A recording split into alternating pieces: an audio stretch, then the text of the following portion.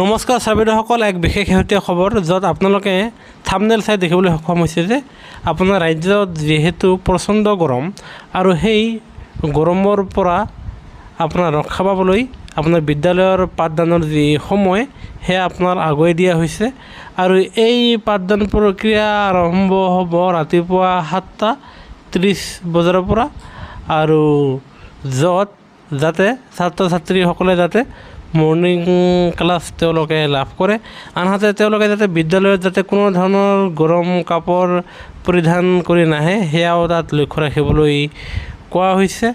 আৰু য'ত আপোনাৰ লিখা আছে যে বৰ্তমান সময়ত এই জাননীখন প্ৰকাশ পাইছে, ইয়াত চাব আপোনালোকে ডিব্ৰুগড় জিলাৰ এই জাননীখন প্ৰকাশ পাইছে।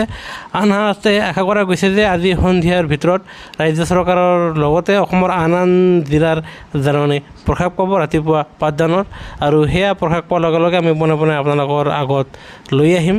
সেয়েহে কৰ্মচাৰী আৰু পেঞ্চনৰ প্ৰতিটো শেহতীয়া খবৰ আপোনালোকে নিশ্চয় আমাৰ চেনেলটো ছাবস্ক্ৰাইব কৰিবলৈ নাপাহৰিব। ভিডিঅ'টো চোৱাৰ বাবে ধন্যবাদ।